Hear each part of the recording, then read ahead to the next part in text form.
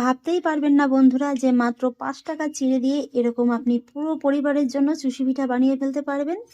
দেখতে দেখুন কতটা লোভনীয় লাগছে। এইভাবে যদি একবার বানিয়ে খান না, কথা দিচ্ছি বারবারই কিন্তু এইভাবে বানিয়ে খাবেন। আর পিঠাগুলো দেখুন বন্ধুরা একদম কত সুন্দর রসালো হয়েছে। এই যে দেখুন। নমস্কার বন্ধুরা, অনুভার রান্নাঘরে আরও একটি নতুন পর্বে সবাইকে স্বাগত জানাচ্ছি। বন্ধুরা, আপনারা তো দুধে ভেজা চুষি পিঠা অনেক খেয়েছেন, তবে এইভাবে একবার কাঁচা চিড়ে দিয়ে রসে ভেজা চুষি পিঠা খেয়ে দেখুন। কথা দিচ্ছি বন্ধুরা, এইভাবেই কিন্তু বারবার খেতে মন চাইবে। আর সবশেষে বড় কথা কি জানেন তো, এই পিঠাটা বানাতে কিন্তু আপনাদের না লাগবে কোনো রকমের কোনো চালের গুঁড়ো, না সুজি। আর সেই জন্য দেখুন বন্ধুরা, শুরুতেই আমি একটা বড় মিক্সিং বোলের ভিতরে নিয়ে নিয়েছি মেজারমেন্ট একটা কাপ মেপে 1 কাপ চিড়ে। এবার প্রথমে আমি চিড়েটাকে একটু ভালোভাবে ধুয়ে নেব। চিড়ের ভিতরে যেহেতু অনেক ধুলোবালি ময়লা থাকে, তাই এইভাবে কিন্তু খুব ভালোভাবে অবশ্যই ধুয়ে নিতে হবে। চিড়েটাকে আমি খুব ভালোভাবে ধুয়ে পরিষ্কার করে নিয়েছি। আর এবার আমি এই চিড়েটাকে ঢাকা চাপা দিয়ে 5 মিনিটের মতো রেস্টে রেখে দেবো। এই 5 মিনিটের ভিতরে কিন্তু চিড়েটা খুব সুন্দরভাবে ভিজে যাবে। আর বন্ধুরা, এখানে আমি পাতলা চিড়েটা ব্যবহার করেছি, তাই 5 মিনিটের মতো সময় লাগবে।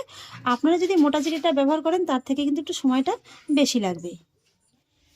ফিরে এলাম 5 মিনিট বাদে, ঢাকাটাকে তুলে নিচ্ছি। এই যে দেখুন বন্ধুরা, চিড়েটা কিন্তু খুব সুন্দরভাবে একেবারে ভিজে গেছে, এই যে দেখুন। আর এবার দেখুন বন্ধুরা, আমি নিয়ে নিয়েছি একটা মিক্সচার জার। জারের ভিতরে এই চিড়েটাকে একটু দিয়ে দেবো। আপনারা চাইলে চিড়েটাকে হাতেও মেখে নিতে পারেন, তবে এইভাবে যদি একটু মিক্সিতে ঘুরিয়ে নেওয়া হয়, তাহলে কিন্তু খুব সহজেই চিড়েটা একেবারে পেস্ট করা হয়ে যাবে, আর মাখাটাও কিন্তু খুব ভালো হবে। আমি যেহেতু ছোট জারটা নিয়েছি, তাই দুইবারে কিন্তু চিড়েটাকে পেস্ট করে নেব। আর চিড়েটা পেস্ট করার জন্য কিন্তু কোনো রকমের কোনো জলের ব্যবহার করা যাবে না। চিড়েটাকে দেখুন বন্ধুরা, আমি কিন্তু খুব সুন্দর করে পেস্ট করে নিয়েছি, এই যে দেখুন। আর হ্যাঁ বন্ধুরা, আমাদের বাড়ির পাশে একটা ছোট্ট মামনির জন্মদিন পালন হচ্ছে, তাই কিন্তু ওরা একটু বক্স বাজিয়েছে, তাই একটু জোরে জোরে গানটা বাজে। তাই বলছি বন্ধুরা, আমার কথাগুলো বুঝতে যদি আপনাদের খুবই কষ্ট হয়, প্লিজ ভিডিওটা কিন্তু শেষ পর্যন্ত ক্ষমা দৃষ্টিতে দেখে নেবেন। এবার আমি পেস্ট করে নেওয়া চিড়েটাকে একটা বাটির ভিতরে নিয়ে নেব। আর এবার আমি এই চিড়ের ভিতরে অ্যাড করব স্বাদ অনুযায়ী একটুখানি লবণ, মিষ্টির স্বাদের ব্যালেন্সটা ঠিক রাখার জন্য। আর সেই সঙ্গে অ্যাড করব 3 টেবিল চামচ গুঁড়ো দুধ। তবে পুরো দুধটা কিন্তু একবারে দেব না, এইভাবে অল্প অল্প করে দেব। আর তারপরে চিড়ের সঙ্গে খুব ভালোভাবে মেখে নেব। একবারে দিলে কিন্তু গুঁড়ো দুধটা ডেলা পাকিয়ে যেতে পারে, তাই কিন্তু এইভাবে অল্প অল্প করে দিয়ে খুব ভালোভাবে মেখে নিতে হবে।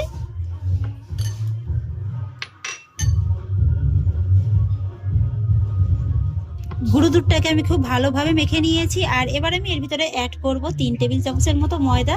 ময়দাটাকে কিন্তু এইভাবে অল্প অল্প করে দিয়ে ভালোভাবে মেখে নিতে হবে। আর এই ময়দাটা দিলে কি হবে জানেন তো, এই চিড়ের মাখাটার ভিতরে খুব সুন্দর একটা বাইন্ডিং আসবে। ময়দাটাকেও কিন্তু আমি খুব ভালোভাবে মেখে নিয়েছি। আর এবার আমি এর ভিতরে অ্যাড করব 1/2 চামচের মতো ঘি। এইভাবে একটু ঘিটা দিয়ে দেখবেন, খেতে যেমন পিঠাগুলো খুবই ভালো লাগবে। আর তাছাড়া এই যে মাখাতে মাখাতে দেখতে পাচ্ছেন না যে হাতে লেগে যাচ্ছে, এটা কিন্তু একদমই আর লেগে যাবে না। চিড়েটাকে আমি খুব সুন্দর করে মেখে নিয়েছি, আর দেখে নিশ্চয়ই বুঝতে পারছেন যে চিড়েটা কতটা ভালোভাবে আমি মেখে নিয়েছি। এই যে দেখুন, হাতেও কিন্তু আর একদম লেগে যাচ্ছে না। আর এবার আমি মেখে নেওয়া চিড়ের ডোটার উপরে এইভাবে লাগিয়ে দেবো সামান্য একটু ঘি। এতে করে কিন্তু এই ডোটা খুব সুন্দর একেবারে সফট হবে, উপর থেকে কিন্তু শুকিয়ে যেতে পারবে না। আর এবার দেখুন বন্ধুরা, আমি হাতে সামান্য একটু ঘি মাখিয়ে নেব। আপনারা চাইলে কিন্তু একটু সাদা তেলও মাখিয়ে নিতে পারেন। আর এবার আমি যে ডোটা রেডি করে রেখেছি, এই ডো থেকে এইভাবে অল্প একটু করে হাতে নিয়ে নেব, এই যে দেখুন। তারপরে 2 হাতে তালুতে নিয়ে এইভাবে একটু চুষি পিঠার শেপটা দিয়ে নেব। এই যে দেখুন বন্ধুরা, তৈরি করা কিন্তু খুবই সহজ, বাচ্চারাও কিন্তু একবার দেখলে তৈরি করে নিতে পারবে। আর আমি এই সাইজের করছি, আপনারা কিন্তু এর থেকে একটু ছোট কিংবা বড় করেও নিতে পারেন। যে প্লেটের পরে রাখবেন, সেটাতে একটু সামান্য ঘি কিংবা সাদা তেল মাখিয়ে রাখবেন। আবারও হাতে সামান্য একটু নিয়ে নেব।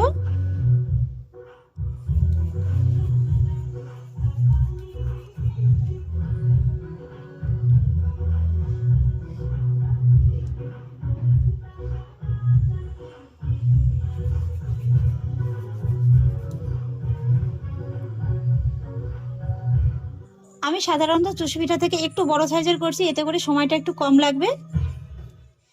দেখুন, আমি চুষি পিঠাগুলোকে খুব সুন্দর করে কেটে নিয়েছি, এই যে দেখুন। এবার আমি পিঠাগুলোকে সব ভেজে নেবো, আর সেই জন্য একটি কড়াইতে কিছুটা পরিমাণে তেল মিডিয়াম আঁচে খুব ভালোভাবে গরম করে নিয়েছি। আর এবার এই পিঠাগুলোকে আমি গরম তেলের ভিতরে ছেড়ে দেবো। আর এই সময় কিন্তু গ্যাসের আঁচটাকে মিডিয়াম লোয়ের মাঝামাঝি রাখতে হবে। আর পিঠাগুলোকে ভাজার সময় কিন্তু গ্যাসের আঁচটাকে মিডিয়ামে রাখতে হবে। এই সময় যদি আপনারা আঁচটাকে একেবারে লোয়ে রেখে ভাজেন তাহলে কিন্তু পিঠাগুলো একদম ভেঙে যাবে। আর এইভাবে একটু কিছুক্ষণ নেড়ে চেড়ে পিঠাগুলোকে আমি খুব সুন্দর করে ভেজে নেব। এই যে বন্ধুরা, পিঠাগুলোকে আমি খুব সুন্দর করে ভেজে নিয়েছি।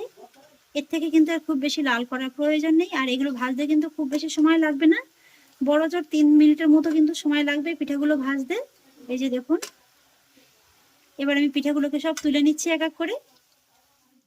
তেলটাকে খুব ভালোভাবে ঝরিয়ে নেব।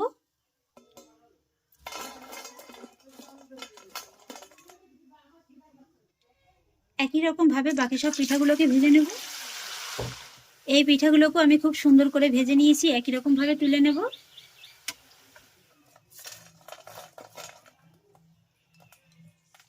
এই যে বন্ধুরা, এক এক করে সমস্ত পিঠাগুলোকে আমি ভেজে নিয়েছি। আর এবার আমি এই পিঠাগুলোর জন্য একটা চিনি শিরা তৈরি করে নেব। আর সেই জন্য একটি প্যানে দিয়ে দিচ্ছি 1 কাপ চিনি, সঙ্গে নিয়ে নিয়েছি 4টি ছোট এলাচ, মুখটাকে ফাটিয়ে নিয়েছি। সেই সঙ্গে নিয়ে নেব 1 কাপ জল। এবার আমি চিনি শিরাটাকে রেডি করে নেব। আর সেই জন্য মিডিয়াম আঁচে চিনিটাকে প্রথমে জলের সঙ্গে খুব ভালোভাবে গলিয়ে নেব। আর হ্যাঁ বন্ধুরা, এখানে কিন্তু শিরাটা খুব বেশি ঘনও হবে না, আবার একেবারে কিন্তু পাতলাও হবে না। চিনিটা জলের সঙ্গে খুব ভালোভাবে গলে গেছে। আর এবার এই শিরাটাকে মোটামুটি আরও 2 থেকে 3 মিনিটের মতো এইভাবে একটু জাল করে নেব। শিরাটাকে এইভাবে আরও 2 থেকে 3 মিনিটের মতো জাল করে নিয়েছি। এই যে দেখুন বন্ধুরা, শিরাটা কিন্তু একদম রেডি হয়ে গেছে। শিরার ভিতরে দেখবেন এইভাবে একটু আঙুল নিয়ে চেক করে হালকা একটু চিটচিটে ভাব চলে আসবে। এই যে দেখুন, হালকা কিন্তু একটা চিটচিটে ভাব চলে এসছে। আর এবার গ্যাসের ফ্লেমটাকে আমি একেবারে কমিয়ে দেব। তারপর এই যে ভেজে রাখা চুষি পিঠাগুলোকে আমি চিনি শিরার ভিতরে দিয়ে দেব। শিরার সঙ্গে পিঠাগুলোকে খুব ভালোভাবে নেড়েচেড়ে মিশিয়ে নেব।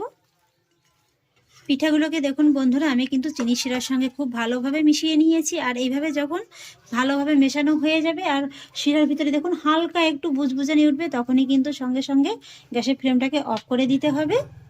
আর এই পিঠাগুলো আপনারা চিনি শিরার ভিতরে মেশাতে মেশাতেই দেখতে পাবেন যে পিঠাগুলো একেবারে খুব সুন্দরভাবে নরম হয়ে যাচ্ছে। এই যে দেখুন বন্ধুরা, তবে এখনও কিন্তু চিনি শিরাটা পুরোপুরিভাবে ঢোকেনি, তাই কিন্তু খেতে ভালো লাগবে না এখনই।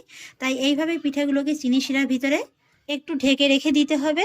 আর এইভাবে ততক্ষণই আমি ঢেকে রাখবো যতক্ষণ না পর্যন্ত পিঠাগুলো একটু ভালোভাবে ঠান্ডা হয়ে যাচ্ছে। পিঠাগুলোকে একটু ঠান্ডা করে নিয়ে ফিরে এলাম, ঢাকাটাকে তুলে আপনাদের দেখিয়ে দিচ্ছি। এই যে দেখুন বন্ধুরা, পিঠাগুলো কিন্তু চিনির রসে খুব ভালোভাবে একদম ভিজে গেছে। এই যে দেখুন, চিনির রসটা দেখুন কত সুন্দর একেবারে ছোপ করে নিয়েছে। এই যে দেখুন, এবার আমি পিঠাগুলোকে একটা সার্ভিং প্লেটে সার্ভ করে নেব। দেখতে দেখুন বন্ধুরা কতটা লোভনীয় লাগছে। তো চালের গুঁড়ো করার ঝামেলা ছাড়াই কিংবা সুজি ছাড়াই কিন্তু আপনারা এইভাবে মাত্র 5 টাকা চিড়ে দিয়ে তৈরি করতে পারেন এরকম পুরো পরিবারের জন্য চুষি পিঠা রেসিপি।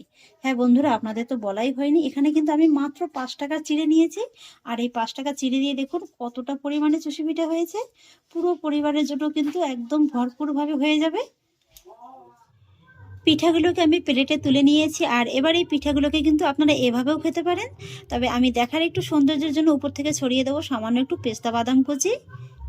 আর সবচেয়ে বড় কথা কি জানেন তো বন্ধুরা, এই পিঠাগুলো বানাতে কিন্তু একদমই সময় লাগে না।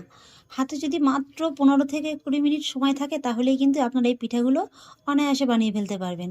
হঠাৎ করে যদি বাড়িতে অতিথিও চলে আসে তাহলেও কিন্তু আপনারা এই রেসিপিটি বানিয়ে দিতে পারবেন। আর অতিথিরা খেয়ে কিন্তু বুঝতেই পারবে না যে এটা আপনি কোনো রকম চালের গুঁড়ো কিংবা সুজি ছাড়াই শুধুমাত্র চিড়ে দিয়ে তৈরি করে দিয়েছেন। তাহলে আশা করছি বন্ধুরা, আমার আজকের এই ইউনিক স্বাদের পিঠা রেসিপি আপনাদেরও খুব ভালো লেগেছে। একটু হলেও যদি ভালো লেগে থাকে তাহলে আমাকে অবশ্যই একটা লাইক এবং কমেন্ট করবেন, সেই সঙ্গে বন্ধুদের সঙ্গে শেয়ার করবেন। আর প্লিজ বন্ধুরা, যদি আমার পরিবারের নতুন সদস্য হয়ে থাকেন তাহলে একটা সাবস্ক্রাইব করে পাশে থাকা বেল আইকনটি প্রেস করে দেবেন। ফিরে আসছি এরকমই পরের অন্য কোনো নতুন রেসিপি নিয়ে। সবাই ভালো থাকুন, সুস্থ থাকুন। ধন্যবাদ।